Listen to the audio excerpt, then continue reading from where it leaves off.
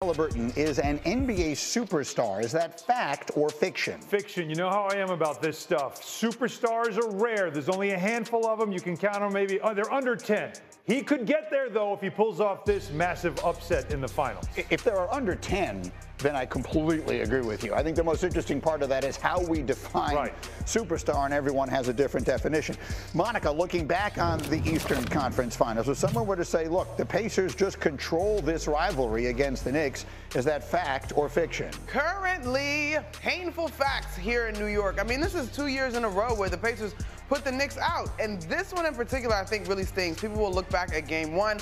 The personal one that stuck in my crosshairs is Game 4 in this series. But yeah, right now the Pacers are up in this one. Bottom line is, when the Pacers beat the Knicks last year, I think the Knicks felt like, we weren't healthy. Yep. We weren't, and this year they were, and they still didn't get it done. Jay Will, if someone said Jalen Brunson can be the best player on an NBA championship team, is that fact or fiction?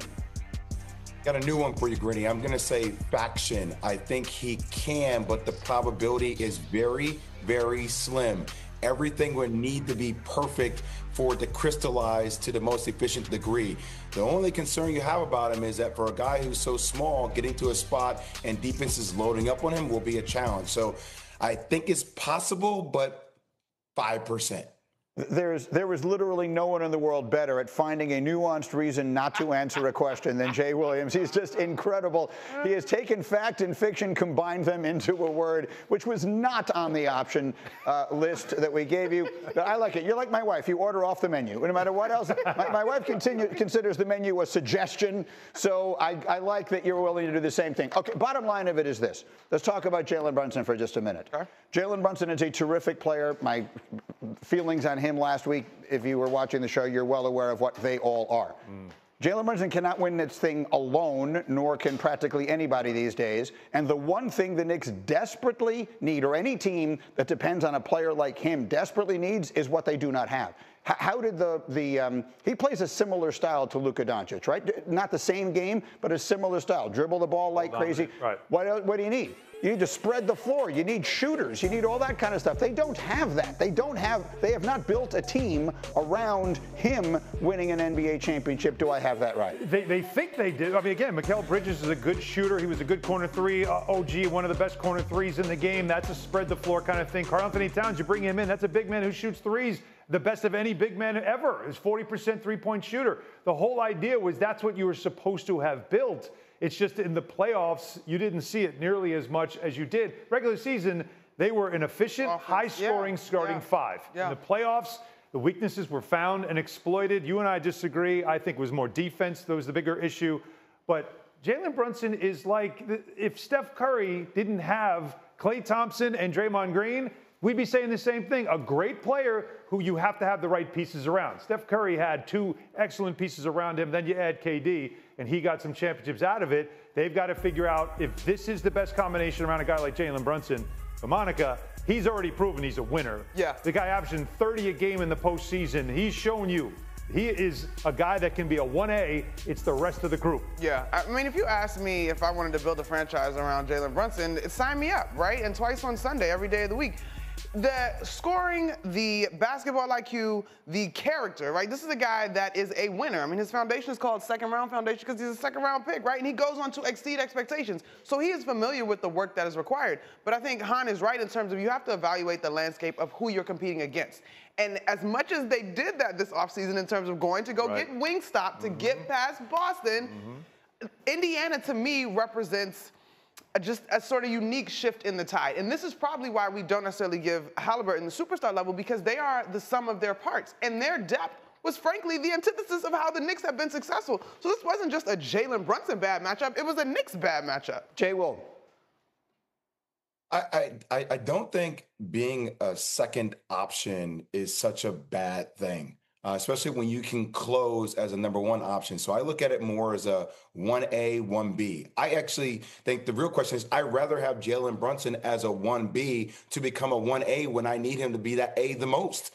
right? And I think finding another legitimate star that can carry the offensive load, that can do a lot of the things that where Jalen Brunson doesn't need to exert that energy all the time, puts the Knicks in the best position to optimize when they need Jalen Brunson to be the best. And we make mention of a guy like Steph Curry, but Steph Curry's game is very different, guys. He moves on the perimeter, he floats around. He doesn't absorb as much contact, and the level of physicality isn't there. So who relieves Jalen Brunson of carrying that load throughout the course of the season?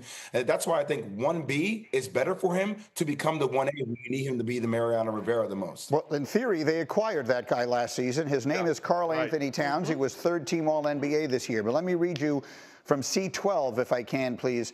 Here, Cindy, from The Athletic. Publicly, Knicks players made veiled comments all season about poor communication causing their inconsistencies, this involving their defense. Behind the scenes, they and coaches expressed frustration with Towns' defensive habits, less concerned with his talent level and more with his process on that end. Too often, Towns executed incorrect coverages without communicating why he did it. After it became a theme, players worried Towns didn't grasp the importance of the matter. Jay Will, that really, I think, was something that was exploited in this series. Karl Anthony Towns, who was a terrific offensive player and maybe as diversely talented an offensive player for his size as we have in the league, the defensive shortcomings really were noticeable in this series. Greeny, Cat's offense is art, but defense is math. And in the playoffs, math wins every single time.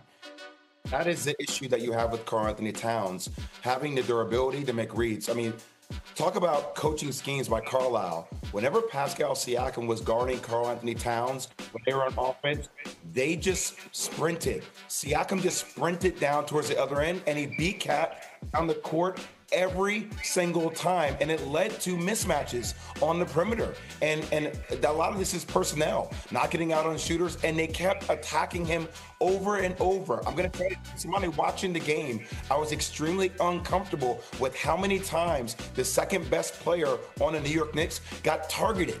And it was something that Carlisle kept running time and time again, and there was nothing that the Knicks could do because the attention to detail is not something that Karl Anthony Towns is great at on the defensive end.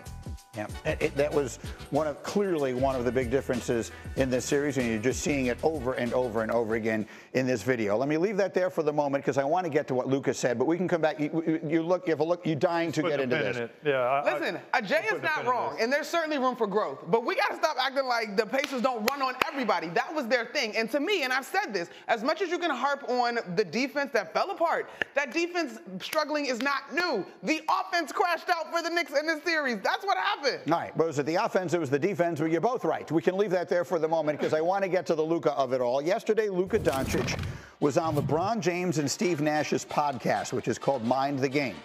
And Luka had some interesting things to say. Nash asked Luka what it's like to play with LeBron. Listen to his reaction. Never played with a guy like this.